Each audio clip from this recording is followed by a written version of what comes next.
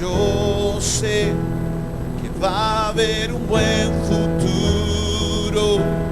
Yo sé que mi esperanza no puede ser frustrada, porque el Señor es mi pastor y aunque yo camine por el valle de sombra o de muerte, yo no temeré, no temeré. Desierto, un batero me acompaña, de lucha, de dificultad, es donde le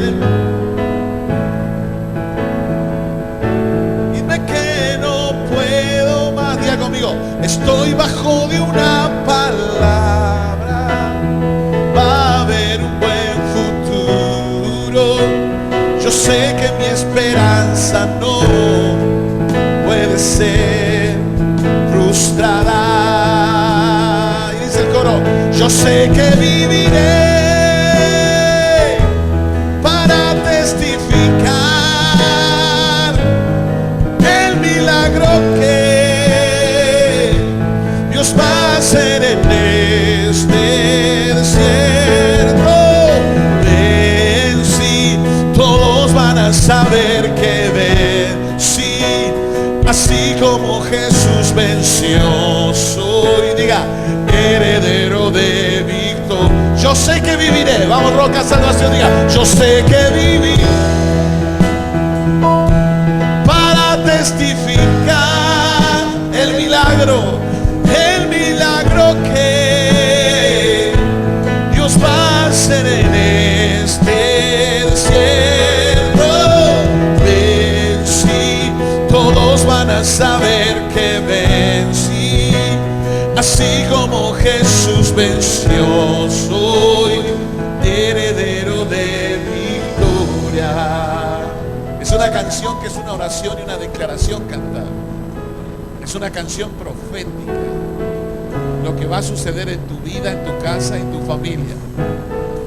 Isaías dice que aunque tinieblas cubran la tierra, sobre ti amanecerá el Señor y sobre ti será vista la gloria del Señor. Tenemos un futuro oscuro en Argentina. Los medios dan un futuro oscuro, pero yo quiero decirle que tu futuro en Cristo es glorioso. Quiero decirte que en Dios va a haber un buen futuro y que tu esperanza no será frustrada y que verás el milagro y los milagros de Dios en tu vida, en tu casa, en tu familia. ¿Cuántos creen eso en esta noche? Únase conmigo y diga, yo sé que va a haber un buen futuro. Yo sé que mi esperanza no puede ser frustrada. Salmo 23, porque el Señor es mi pastor y aunque yo camine por el valle de sombra o de muerte, declare, yo no temeré, no temeré. Desierto, lugar de lucha, de dificultad, el enemigo oportunista viene a decirme que no puedo más. Estoy bajo de una ¿cuántos están debajo de una palabra? Va a haber un buen futuro. Yo sé que mi esperanza no puede ser frustrada. A ver, coro. Yo sé que viví para testificar el milagro. Dios va a hacer en este desierto. Vencí, todos van a saber que vencí, así como Jesús venció. Soy heredero. ¿Cuántos herederos de victoria hay aquí? Cántalo conmigo. Yo sé que viví para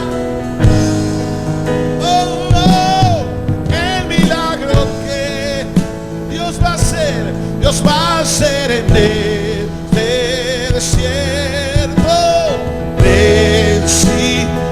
todos van a saber que vencí.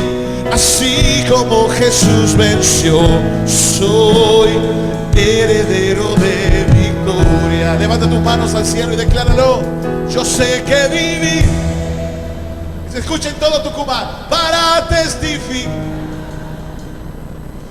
el milagro que Dios va a hacer en este desierto.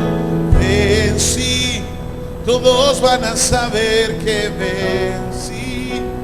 Así como Jesús venció, soy heredero de victoria. Otra vez, decláralo.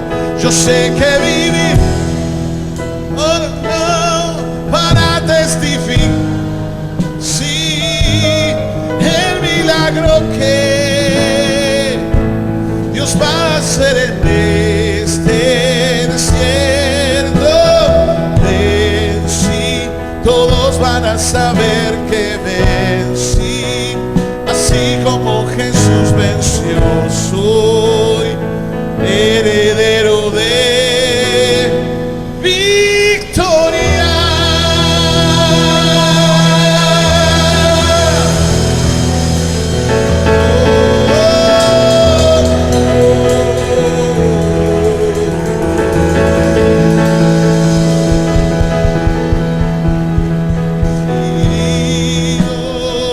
Seguir a Cristo, no vuelvo atrás, no vuelvo. Última vez, todos juntos, he decidido, he decidido.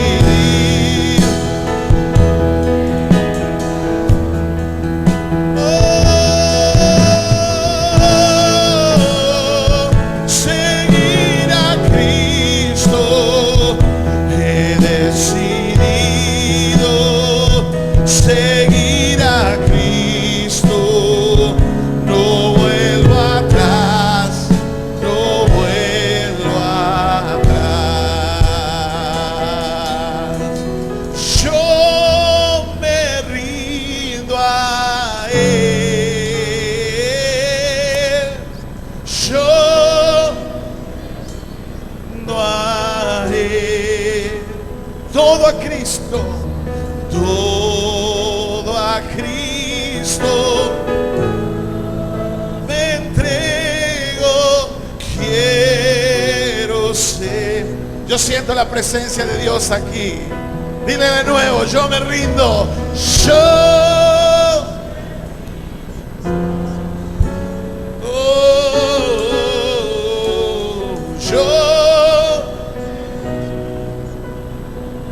solo a Él, a mi Cristo, todo a Cristo, yo me entrego, quiero serle fiel. Todo a Cristo, yo me rindo con el fin de serle fiel para siempre, para siempre. Quiero amarle y entregarme todo a Él. Díselo, yo a Él, yo todo a Cristo, todo, yo me entrego, quiero ser. Vamos otra vez, decláralo, yo me rindo, yo.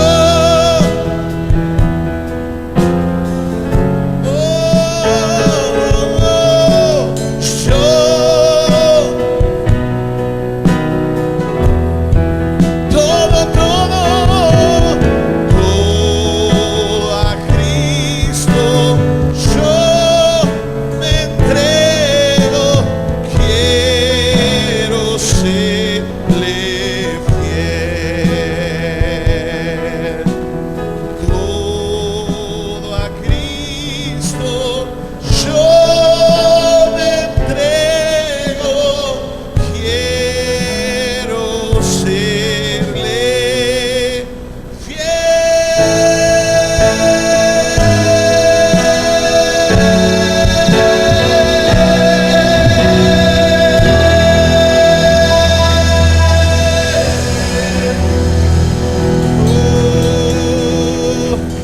ese aplauso a Cristo.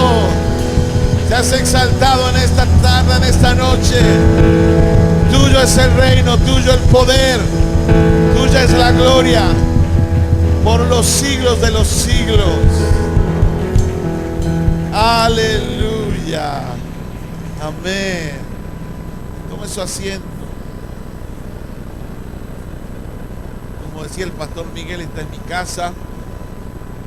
Por eso canto, adoro con toda la libertad. Amén. Gracias, pastores, gracias al equipo pastoral, gracias a toda la iglesia Roca de Salvación por recibirme este día domingo. Es un placer, es un honor estar aquí y ver que la obra crece, ver que la obra avanza, ver que la obra se consolida, ver que la obra sigue conquistando lugares, terrenos, nuevos lugares, nuevas provincias. Eso es buenísimo, porque el poder del Espíritu Santo se está moviendo entre ustedes. Eso es fruto de lo que Dios está haciendo, y este lugar, Roca de Salvación, un lugar donde la presencia de Dios se siente y se manifiesta. Amén. Dan un aplauso al Señor en esta noche. Aleluya.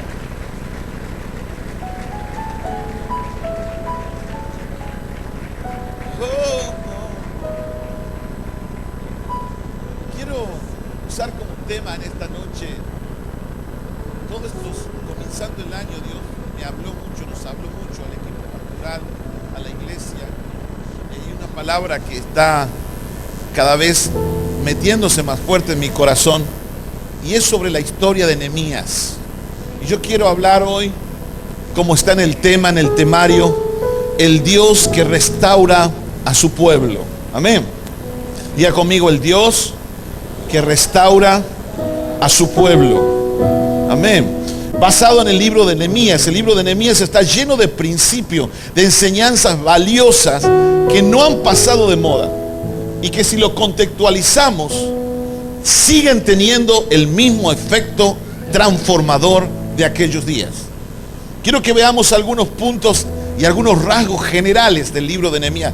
Yo estuve compartiendo ayer en Metán, ayer a la noche, y al soltar una palabra, Dios hizo un milagro tremendo, y hemos predicado sobre Nehemías y hemos estado sacándole jugo al libro. Así que ahora vamos a seguir, vamos a hacer un repaso del libro, y yo estoy teniendo allí el PowerPoint también. Principio del libro de Nehemías, antes de entrar en esa restauración en tres áreas que hace el Señor en su pueblo, aparte de restaurar los muros. Pero quiero darle un pantallazo a la vida de Nehemías. El primer principio en la vida de Nehemías es que Nehemías era un hombre que tenía una vida de oración. Amén. Nehemías fue un hombre de oración. Nehemías oraba espontáneamente, oraba en todo momento y oraba en intimidad con Dios. Cuando él se enteró la noticia de su pueblo, que estaba totalmente en pobreza y que los muros estaban derribados, que habían pasado ya 100 años y el templo había sido reconstruido, pero no así los muros, él lloró, se sensibilizó y comenzó a clamar a Dios. Por un espacio de 4 meses clamó al Señor, hasta que se presentó al rey Artajerjes y le dio el ok, le dio el aval para que él pueda viajar a Jerusalén, aún no siendo un judío, aún no siendo un judío que había nacido en Jerusalén, era judío de sangre, pero había nacido en Babilonia. Dios puso esa carga, y es impresionante cómo Nehemías tenía una vida de oración. ¿Cuántos creen que la vida de oración debe ser la vida de todo cristiano? Y yo veo en Nehemías estas 3 cosas: que él oraba espontáneamente, oraba en todo momento y oraba en intimidad con Dios. Amén. Vos le daba un abrazo y le saltaba una oración, le apretaba un grano y le salía una oración. O sea, él respondía a los estímulos exteriores, respondía incluso a los ataques del enemigo, respondía a todo lo que venga de afuera. Él no respondía con queja, él no respondía con violencia, él no respondía con agresividad, él no respondía con negatividad, él respondía con oración. Y cuando ocurre el primer ataque de Tobías y Sanbalá en el capítulo 2, y dicen estos judíos flacos, que no tienen nada, están muriéndose de hambre, no pueden hacer nada, no pueden construir, se le burlaban. Él dijo, le contestó, no con agresividad, no poniéndose al nivel. Él le dijo en el capítulo 2, versículo 20, el Dios, con oración, el Dios de los cielos nos prosperará. Y nosotros nos levantaremos y edificaremos. Y ustedes los que se están burlando, ustedes los que están criticando, no tendrán parte de la obra que Dios hará en este lugar. Quiero decirte lo mismo, Iglesia Roca de Salvación, que los próximos años, los próximos meses, el Dios de los cielos nos prosperará. Y podremos levantarnos y edificar ese gran templo que está en los corazones de Dios, en los proyectos de Dios, en los planos de Dios, para que miles de personas vengan a beber de las aguas de vida y nunca más tengan sed. ¿Cuántos lo creen en esta noche? Yo lo creo. En segundo lugar, Nehemías tenía un propósito claro. La misión de Nehemías no tenía como objetivo su beneficio personal o su fama. Tenía como objetivo la obra de Dios, la reconstrucción de los muros, la enseñanza. Cuando servimos a Dios, cuando trabajamos en el reino de Dios, cuando servimos a los propósitos de Dios, quiero decirte que el éxito es seguro. Amén. Cuando le sirves a Dios y a los propósitos de Dios, el éxito es seguro. Porque Dios ha prometido estar con nosotros todos los días hasta el fin del mundo. Amén. Tenía un propósito claro. Sabía para qué estaba. Y una de las cosas interesantes del libro de Nehemías es que Nehemías no era ni un pastor, no era ni un predicador, no era ni un sacerdote, no era ni un profeta. Era un laico. Era una persona común y corriente. Diga conmigo, Nehemías. Ahora mira el del lado, dígale, era como vos. Quizás no tenía grandes títulos. No tenía muchas cosas religiosas, estructuras. Dios eligió una persona común y transformó la vida de una nación. Quiero decirte que Dios usa a personas ordinarias, comunes, para hacer obras extraordinarias. Dios usa a gente simple, común, para poder manifestar su obra, sus milagros y su poder. ¿Cuántos creen eso? Dios usa a gente de la casa, Dios usa a gente sencilla, Dios usa a gente humilde para manifestar su obra en la tierra, para hacer milagros poderosos y para cumplir sus planes y sus propósitos. Dios usa gente como todos nosotros. Y lo que sí tenía Nehemías era que tenía un alto puesto de ser copero del rey. La máxima confianza del rey. Probaba todo antes de darle al rey. Ganaba muy bien, estaba muy bien económicamente. Pero él deja todo porque había un propósito supremo. Había un propósito mayor. Él deja todo por la obra que Dios le había encomendado. Amén. Los líderes dicen que hay un cuello de botella. Ese cuello de botella es que cuando vos comenzás la obra del Señor, cada vez se va achicando hasta que te encontrás como Jacob frente a Dios y no podés negar el llamado. No sé para quién es esta palabra aquí, pero lo que sí creo que Dios quiere levantar, Nehemías, y te vas a encontrar en momentos donde el cuello de botella te va a confrontar con Dios y vas a tener que tomar una decisión y vas a tener que servirle por completo a Él. No sé para quién es, no están los papeles esto, pero siento en mi corazón que es para alguien aquí que está luchando con tomar una decisión si le sirve a Dios totalmente o no. Amén. ¿Para quién será? Se hizo silencio. Tenía un propósito claro. Tercero, sabía superar toda oposición. Sanbalat, Tobías y Gesem se opusieron a la reconstrucción de los muros y pensaron e inventaron maliciosamente que era una rebelión. Sin embargo, no sabían que Nehemías tenía la aprobación del rey para reconstruir los muros. Y por sobre todo, tenía la aprobación de Dios. Enseñanza. Cada vez que se levanten las críticas, ¿te has encontrado alguna vez cuando se levantan críticas? Cada vez que se levante la oposición, cada vez que se levante la murmuración, asegúrate de tener la aprobación del rey, si tienes la aprobación de Dios, si tienes el aval de Dios, entonces camina por encima de la murmuración, camina por encima de la crítica, porque el proyecto y el plan de Dios se va a cumplir en tu vida. Levanta tus alas y camina en las alturas donde es el Señor que te hace andar. ¿Cuántos creen eso? Cuarto, Nehemías era un planificador. Planificó la tarea. Antes de emprender un proyecto, sigamos el ejemplo de Nehemías. Nehemías oró, planificó, actuó y concretó lo que Dios le había encomendado. Amén. Nehemías oró, planificó, actuó y concretó la obra que Dios le había encomendado. La oración es donde ahí encontramos la guía del Espíritu Santo. Y después sigue planificar. Algo que muy poco nos cuesta, que nos cuesta mucho, a los latinoamericanos y a los tucumanos. Sentarse a anotar, sentarse a planificar.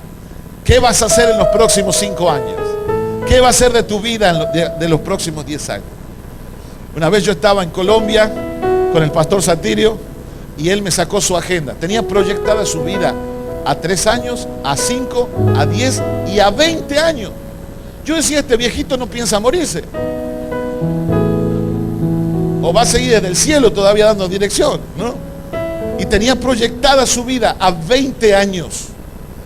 ¿Sabe que cuando uno ora y siente la guía del Señor, hay que sentarse a anotar? El profeta Habacuc le dice a Dios, escribe la visión. Amén. Cuando nosotros planificamos la escuela, la planificamos a 20 años. Ya vamos en 4º grado. Colegio Cristiano Bilingüe, Puerta de Esperanza. Y está proyectado el primario, el secundario y la universidad a 20 años. Y sabe, cuando uno ora, cuando tiene la planificación, cuando tiene la guía del Espíritu Santo, el Dios de los cielos te prospera. Los recursos se abren. Y cuando Dios da una visión, también da la provisión. Por eso estoy convencido y creo en esta noche que ese templo maravilloso, poderoso, grande para albergar a miles de personas, ya también están los proyectos y en los planes de Dios, y ya se están soltando las bendiciones y los recursos para llevarlo a cabo, para que Tucumán crea en un Dios poderoso, en un Dios de milagro, en un Dios que provee, en un Dios que cambia, en un Dios que restaura, en un Dios que transforma la vida de manera integral. Aleluya. Oró, planificó. Cuando oró el pastor Satirio por los planos de la escuela, nosotros temblamos. ¿De dónde vamos a sacar el dinero? Pero semana a semana Dios fue proveyendo. Amén. De la misma manera, quiero declararlo que lo hará aquí. ¿Cuántos lo creen? ¿Cuántos lo reciben? ¿Cuántos lo dicen? Esto es para mí, esto es para esta casa. Dios lo va a hacer. Nehemías oró, diga conmigo, Nehemías oró, planificó y actuó y concretó la obra que Dios le había encomendado. Fíjese cómo trabajaban. A partir de aquel día, la mitad de mi gente trabajaba en la obra, mientras la otra mitad permanecía armada con lanzas, escudos, arcos y corazas. Los jefes estaban pendientes de toda la gente de Judá, tanto los que reconstruían la muralla como los que acarreaban los materiales. No descuidaban ni la obra ni la defensa. Amén. Yo creo que le estoy hablando a un pueblo aquí que no descuida la obra, no descuida la reconstrucción de esos muros invisibles que tiene atada a la gente en la depresión, en la angustia. Y usted está aquí para restaurar esos muros. Nehemías trazó un plan de trabajo para unir y proteger al pueblo. ¿Cuál era el plan de trabajo? En primer lugar, trabajo en equipo. Diga conmigo, trabajo en equipo. Hay un dicho que dice, si quieres llegar rápido, anda solo, pero si quieres llegar lejos, anda en equipo. Trabaja en equipo. Y trabajar en equipo es todo un arte. Porque trabajar en equipo tengo que morir a mis ideas muchas veces y a lo que yo quiero, para que la idea de Dios o la idea de la visión y del proyecto siga adelante. Trabajar en equipo es todo un arte. Trabajar en equipo requiere compromiso, requiere entrega, requiere morir, requiere humildad. Nehemías trazó un plan de trabajo,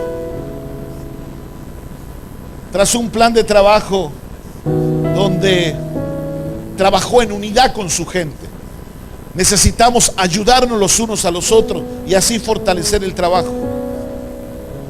Nehemías trabajó en una comunicación constante. Necesitamos estar comunicados para cumplir la tarea. Y Nehemías trabajó bajo una protección mutua. Mientras un grupo trabajaba, el otro grupo los protegía. Amén. Fíjese cómo trabajó Nehemías: en unidad, trabajó en equipo, en comunicación y en protección. Y así levantó los muros que el Señor le había dado. Y en quinto lugar, poner plazo a la tarea y accionar. ¿Sabe lo que hizo Nehemías? Puso plazo a la tarea. ¿Qué quiero decir con eso? Le puso fecha. Comienzo tal fecha y termino tal fecha. Nos está dando estrategias tremendas para la vida del hogar, para el liderazgo, estrategias tremendas para la iglesia, porque yo debo poner plazo a la tarea y accionar. Dice Nehemías capítulo 6, versículo 15. Así que el 2 de octubre, a los 52 días de comenzar la obra, se terminó la muralla. ¿Qué hizo Nehemías? Puso el tiempo de comienzo y puso el plazo en que lo iba a terminar. Quiero decirte algo: los plazos aportan orden, los plazos aportan límites, los plazos aportan disciplina, los plazos aportan compromiso, los plazos te aportan credibilidad. Cuando no ponemos plazos, damos lugar a las excusas, y las excusas hablan de nuestro mal uso del tiempo. Amén. Ahora, hay algo muy importante aquí.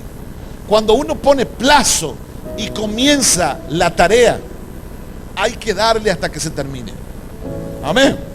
¿Cuántos dicen amén a esto?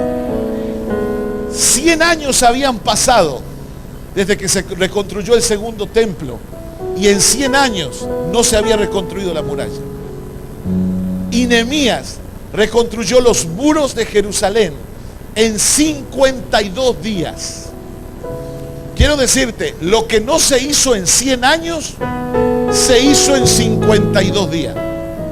Y detrás de esto hay un rema, hay una palabra profética, y es que si nosotros oramos, planificamos, concretamos, accionamos, ponemos plazo y somos fieles a las instrucciones del Señor, y le ponemos plazo y le ponemos fecha, quiero decirte que como Nehemías se producirá una aceleración en la provisión de Dios. Y lo que no se hizo en todos los años anteriores, se hará en poco tiempo, porque Dios está en el asunto. Hay alguien que tiene que recibir esto. Te lo quiero decir proféticamente. Quiero soltar esta palabra profética. Lo que no se hizo en muchos años, en estas 52 semanas que tiene el año, el Señor abrirá las puertas, la ventana de los cielos, y enviará bendición hasta que sobre y abunde. Es una aceleración que solo Dios lo puede hacer. Nadie más puede hacer eso. Solo Dios puede acelerar los tiempos. Solo Dios puede tener el tiempo. Solo Dios puede dar en poco tiempo lo que por años no ha sucedido. Y yo estoy creyendo que eso va a suceder. Quiero decirle algo. Después el pastor de Metán le va a contar, pero en Metán ya el Señor aceleró los tiempos. Amén.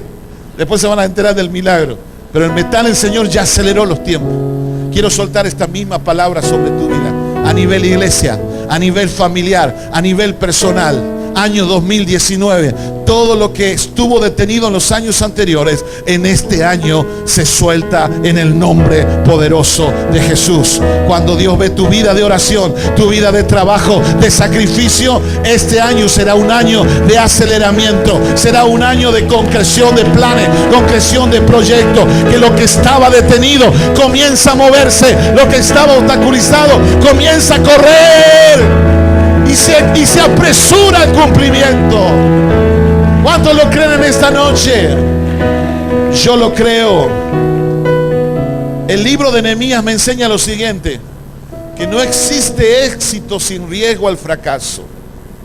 No hay recompensa sin trabajo arduo. No hay victoria sin oposición previa. No hay verdadero liderazgo sin absoluta confianza en Dios. ¿Cuántos creen eso en esta noche? Eso nos enseña el libro de Nehemías. No existe el éxito sin riesgo al fracaso. Recuerdo los sacerdotes que llevaban el arca, tuvieron que mojarse los pies primero. Imagínense mojándose los pies y el Jordán enfrente y el pueblo atrás. Creo que le habrá pasado por el pensamiento por un momento: Señor, abrilo porque nos vamos a quedar todo acá en el agua, ¿verdad? Pero ahí, en ese momento, tuvieron que mojarse los pies. ¿Sabe qué es mojarse los pies? Es accionar la fe. Mojarse los pies es correr riesgos. Mojarse los pies es el arduo trabajo. Mojarse los pies es el sacrificio. Y cuando Dios ve eso, los Jordanes se abren, las bendiciones se sueltan y Dios acelera los tiempos para el cumplimiento a lo que Él tiene para nuestra vida. ¿Cuántos creen eso en esta noche? Ahora quiero meterme en esto, es para poner base. Ahora quiero empezar a predicar. No escuché ningún amén. Esto era la introducción, la intro, ¿ah? Para poner base. Ahora empezamos a predicar. Hoy en día los muros de una ciudad no son tan importantes, pero sí en aquellos días eran esenciales, porque una ciudad amurallada era una ciudad segura, protegida. Los muros en aquellos días eran símbolo de poder, eran símbolo de límites, porque vos le ponías límite al enemigo. Amén. Cuando vos tenés muros a la vuelta, vos le decías: hasta acá nomás llega, diablo, después no pasás. No pasás para adentro de mi casa, no pasás adentro de mi hogar. Hasta acá te pongo el límite.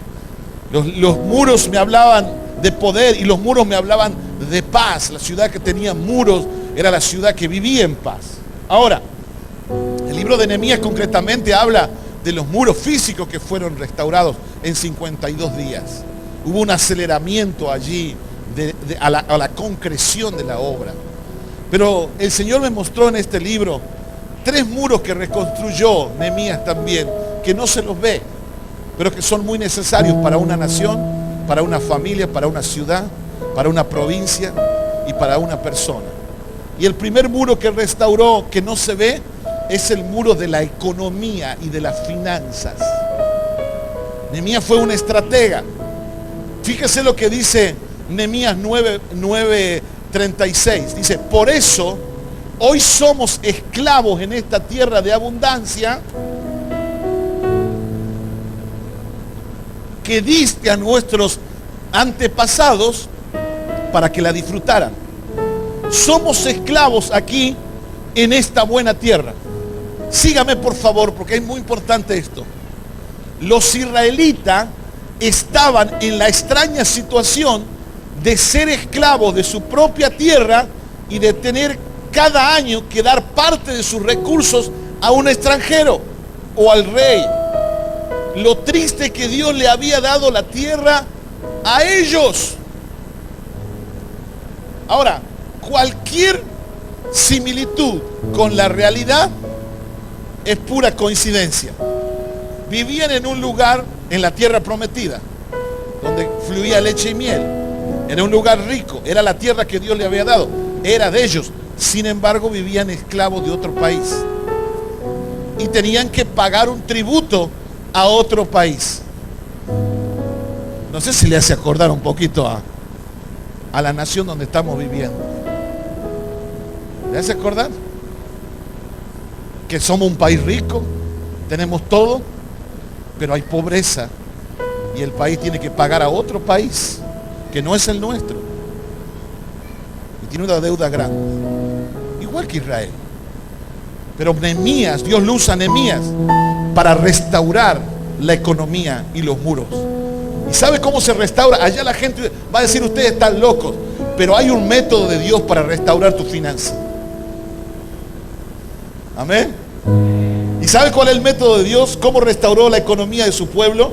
Entre los capítulos 8 y 4 del libro relata la lectura de la palabra de Dios a todo el pueblo y el pacto que el pueblo hace con Dios. Y aquí encontramos la manera en que son restaurados los muros de la economía de Israel. Se prohíbe el comercio en el día de reposo.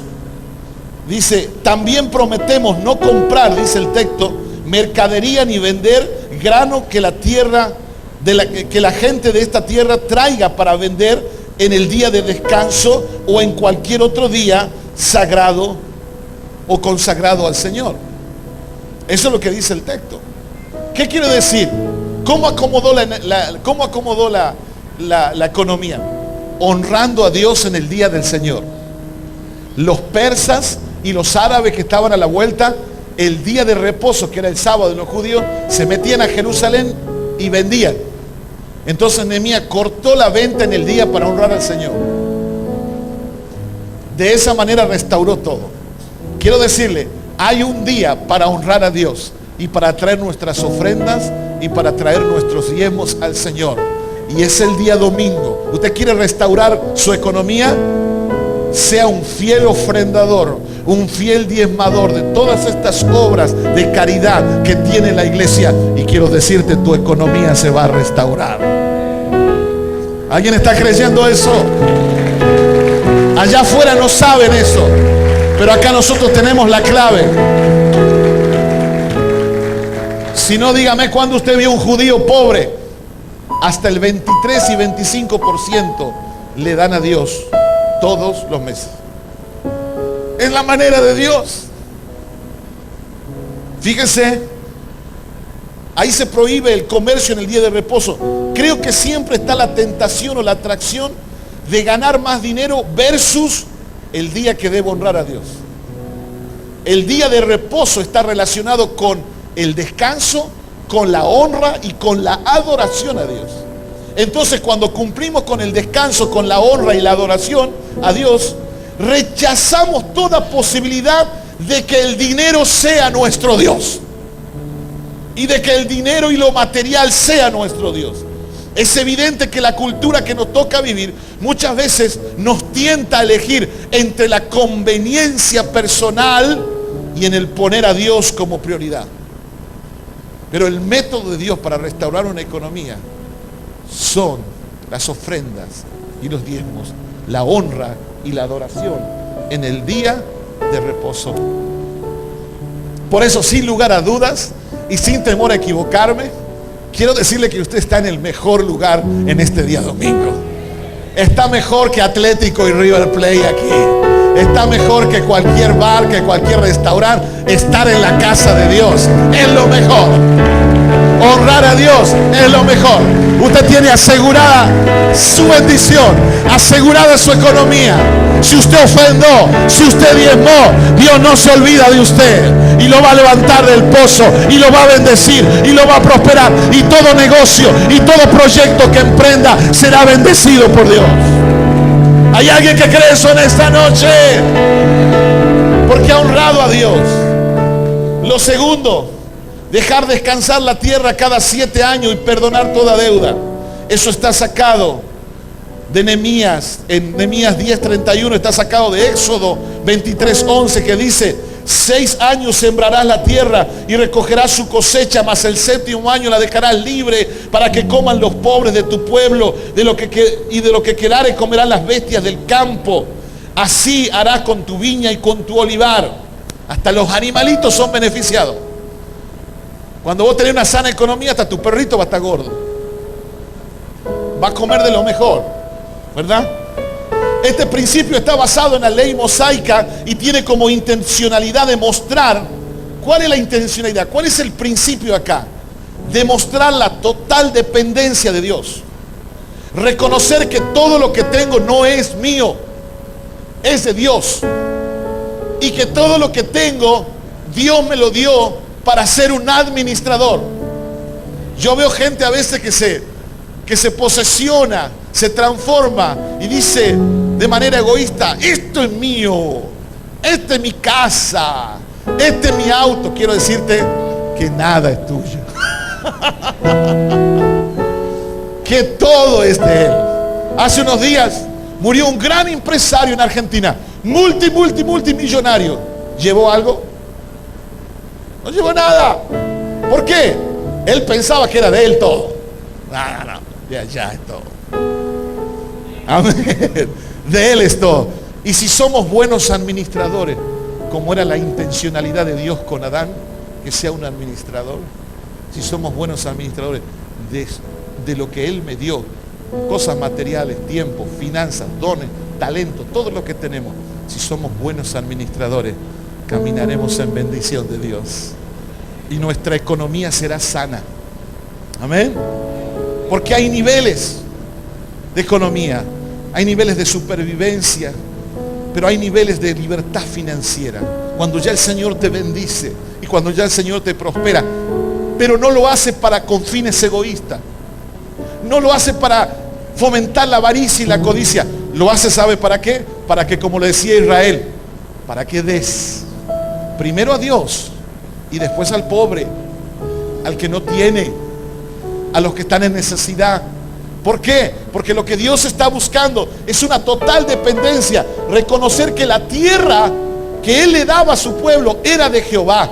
Provocar en el corazón del pueblo generosidad y mostrar su interés por los más necesitados, incluso por el perrito, por el gatito de la casa, que también es creación de Dios.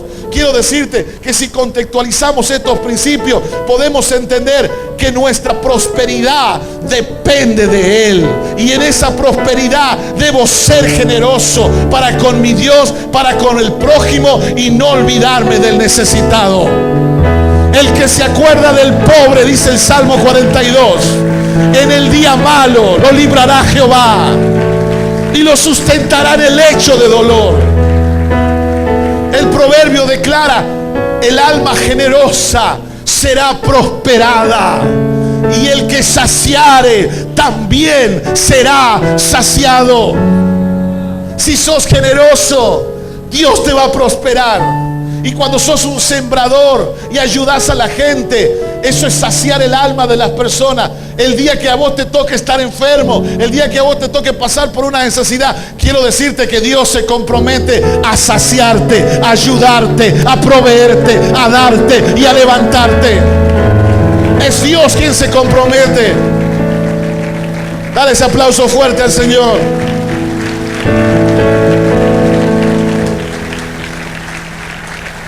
Aleluya. ¿Cómo restaura? Pagando una contribución al templo. Dice: nos impusimos además por ley el cargo de contribuir cada año la tercera parte de un ciclo para la obra de la casa de nuestro Dios. Las contribuciones, las ofrendas y las festividades fueron restauradas. Habla de dar primicias. Cada año, capítulo 10, verso 35, traeríamos a la casa las primicias del Señor, de nuestra tierra, las primicias del fruto del árbol. ¿Cuál es el concepto de las primicias? Dar a Dios lo mejor de lo primero. Es el concepto de la primicia. Diga conmigo: dar a Dios lo mejor de lo primero. La mejor porción de nuestras finanzas a comienzo de año, la mejor porción de nuestro tiempo cada día, la mejor porción de nuestros bienes y de nuestros talentos. Como hijos de Dios, cuando los hijos de Dios dan sus diezmos, ofrendas, primicias al Señor, ayudan al pobre, dan al que no tiene, quiero decirte que entras en el ciclo de la bendición. Y lo que estás haciendo es mostrar tu fe en un Dios que provee y que caminas en total dependencia con Dios. Y allí se manifiesta el amor de Dios, la entrega incondicional y el poner a Dios como prioridad en todas las cosas. Si hay algo que Dios quiere que seamos generosos, es para salirnos de la avaricia, de la esclavitud, de la codicia, del egoísmo, y entender que nada es nuestro, que todo es del Señor y que dependo 100% de Dios. Amén. ¿Sabe lo que dijo Pablo en Efesios capítulo 1? y nos bendijo con toda bendición espiritual en los lugares celestiales en Cristo. Nosotros a veces nos saludamos con un deseo y una expresión linda, que Dios te bendiga, pero en realidad si estás en Cristo ya estás bendecido. Dice, y nos bendijo Dios con toda bendición. Yo estoy mirando muchos así que tienen hasta la cara de bendecido. Y a unos gorditos rellenitos como yo están súper bendecidos. Súper bendecidos. Ahora, para que esas bendiciones se suelten, dice Pablo, necesito revelación, necesito entendimiento, necesito sabiduría y necesito conocer más a Dios. Amén. Y así vivimos felices. Dios va a restaurar la economía de nuestras vidas cuando somos generosos con Él. Segundo, restaura los muros de la espiritualidad. Los segundos muros que restaura son los muros de la espiritualidad. Los primeros, los muros de la economía. Restaura la economía de Israel, porque Israel estaba en pobreza y en miseria, y ahora comienza a activarse otra vez la nación, y comienza a producir, y comienza a sembrar, y Dios comienza a manifestar su gloria y su presencia en las finanzas de su pueblo. Ahora, en segundo lugar, restaura los muros de la espiritualidad. El libro revela 3 cosas puntuales que restauró la espiritualidad del pueblo de Dios en aquellos tiempos. En primer lugar, el pueblo volvió a la palabra de Dios. Diga conmigo, la palabra de Dios. Nehemías 8:3 dice, y leyó en el libro delante de la plaza que está al frente de la puerta de las aguas, mire todo lo que leyó la Biblia. El sacerdote Esdras, desde el alba hasta el mediodía, en presencia de hombres y mujeres, de todos los que podían entender, y los oídos de todo el pueblo que estaban atentos al libro de la ley. Desde las 6 de la mañana hasta el mediodía leyó el Pentateuco, la ley de Moisés. Leyó la palabra de Dios. Y como la palabra de Dios no se había leído por más de 170 años, el pueblo estaba sediento, hambriento. Mire todas las horas que escucharon a una persona leer, nada más. Me imagino cuando leía Levítico, que es tan aburrido, con las leyes y todo. Sin embargo, ellos dicen que lloraban, porque la palabra estaba volviendo a Israel, estaba volviendo a la casa. La palabra de Dios estaba tomando vida, a tal punto que el sacerdote le dice después, no lloren, al contrario, alégrense, porque está volviendo la palabra a esta casa. Quiero decirte que cuando una iglesia da prioridad a la palabra, se predica la palabra y se adora conforme a la palabra, esta iglesia va a tener una espiritualidad sana, va a tener una espiritualidad fuerte, y va a saber responder a las demandas del mundo, y va a ser como Pedro, que dará razón de la fe, porque conoce la Biblia, conoce la Escritura y conoce lo que Dios dice. ¿Cuántos creen eso en esta noche? Aleluya. Ahora, mire lo que hubo. Mire lo que hubo. Arrepentimiento genuino en segundo lugar. Diga conmigo, arrepentimiento genuino. Fíjese lo que pasó allí. Y ya se había, el verso, capítulo 9, verso 2 dice, y ya se había apartado la descendencia de Israel de todos los extranjeros, y estando en pie, confesaron sus pecados y las iniquidades de sus padres. Fíjese qué impresionante. Primero la palabra volvió, y todos los miles que estaban allí estaban compungidos. Eso fue un avivamiento.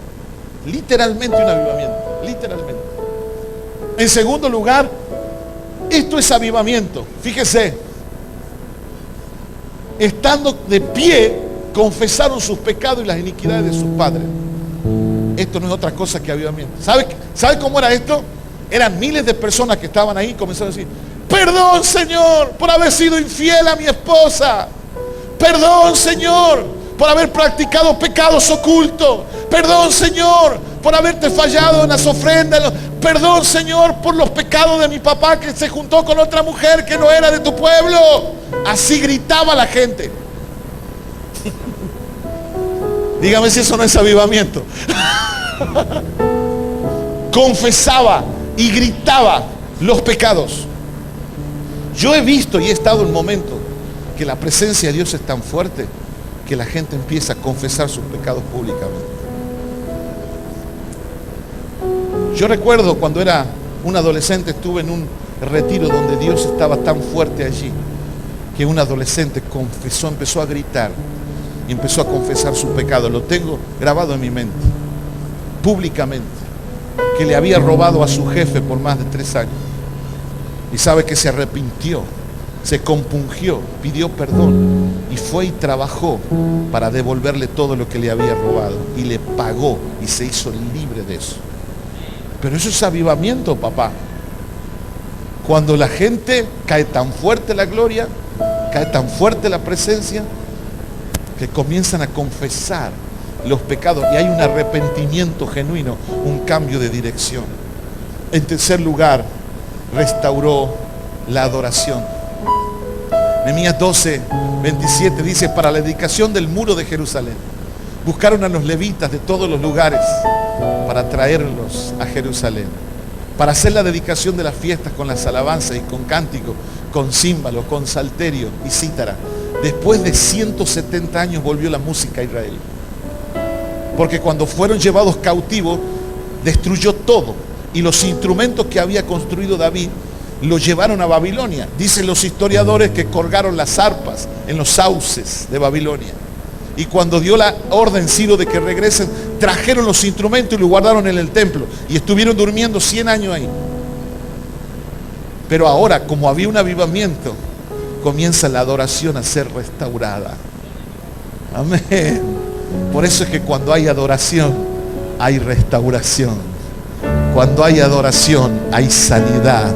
Cuando hay adoración, los cielos se abren. Cuando uno ora, Dios te escucha, pero cuando adoras, Dios te busca. Y yo estoy seguro que este lugar es un lugar de adoración al Rey, donde Dios se goza y cada domingo se manifiesta sanando, restaurando, cambiando, haciendo milagros, porque ese es nuestro Dios. Volvió otra vez la adoración. Y lo último, restauró los muros de la identidad de Israel. Primero restauró la economía, un muro que no se veía. Segundo, restauró la palabra, la adoración, el arrepentimiento. Restauró los muros de la espiritualidad. Y tercero, restauró los muros de la identidad. La identidad como pueblo de Dios tenía que ver con conocer al Dios de la historia, en primer lugar. Y allí lo vemos en el capítulo 9, verso 7 al 13. En segundo lugar, tiene que ver con recordar las promesas y la herencia como hijos y pueblo de Dios. Nehemías 9, 21 al 25. Y tercero, con el pacto que Dios hizo a su pueblo en los días de Moisés y en los días de Nehemías. Y aquí me quiero detener un ratito. Fíjese que después, ellos que escuchan toda la palabra, después que sucede ese momento espiritual fuerte, el pacto que Dios hizo con su pueblo en los días de Moisés y en los días de Nehemías, en capítulo 9, verso 38, dice que todos los principales se levantaron y firmaron el pacto. Quedó establecido que Israel volvía a la identidad, a la espiritualidad y a la sana economía. Aleluya. Por eso quiero decirte en esta noche, el libro de Nehemías, en un sentido amplio y contextualizado, no solo trata de la reconstrucción de los muros de Jerusalén que estaban en ruina, sino también de la reconstrucción de los muros de la economía de una nación, de la reconstrucción de los muros de la espiritualidad y de la reconstrucción de los muros de la identidad como pueblo de Dios. Amén. Ahora quiero llevarte esto al plano personal, o al plano familiar, o al plano social o de trabajo. ¿Será que necesito que mi economía sea restaurada? ¿Será que estoy peleando con la pobreza, con la miseria hace tiempo?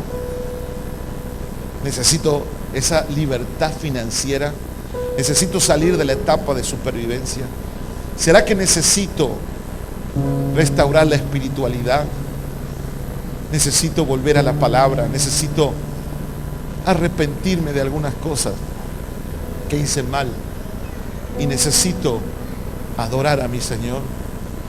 ¿Y será que necesito restaurar mi identidad como hijo de Dios? De saber en el Dios que tengo como papá, en el Dios que tengo como herencia y en el Dios que tengo el compromiso del pacto, como habla el libro de Nehemías, de firmar el pacto. ¿Será que necesito restaurar alguno de esos 3 muros? Yo cuando tenía 3 años, creo que lo conté alguna vez aquí, me estaba muriendo de hepatitis y no la encontraban. Era el peor hepatitis, el más duro, el más feo. Me estaba muriendo en la clínica. 3 años tenía. Mi mamá estaba desesperada. No había médico que le encontrara el caso. ¿Y sabe lo que hizo mi mamá y mi papá? Se arrodillaron al costado de la cama y le hicieron un pacto a Dios. Dijeron: Señor, si le devuelves la vida a mi hijo, yo te prometo que nos vamos a esforzar para que Él te sirva y para que Él te siga. Y de manera milagrosa, después de esa oración y después de ese pacto, porque Dios es un Dios de pacto, ¿verdad? Dios comenzó a hacer el milagro. Dios me sanó, pero tan completamente me sanó, que los que han pasado por la enfermedad de hepatitis del grado que yo tenía, nunca más pueden comer cualquier cosa porque le queda el estómago muy delicado. Y yo creo que el último crecimiento mayor que tuve es el de mi panza. Puedo comer de todo. Puedo comer de todo y no me pasa absolutamente nada. ¿Por qué? Por alguien que hizo un pacto con Dios, un acuerdo, un compromiso. Amén. ¿Estás en la mayor? Dios de pactos, que guardas tus promesas, que cumples tu palabra, que guías mi destino. Dios de pacto, confío en tus promesas, descanso en tu palabra, por tu gracia estoy aquí. Dios de pacto, Dios de pacto, que guardas tus promesas, que cumples tu palabra, que guías mi destino. Dios de pacto, confío en tus promesas, descanso en tu palabra, por tu gracia estoy aquí. Descanso en tu palabra, por tu gracia estoy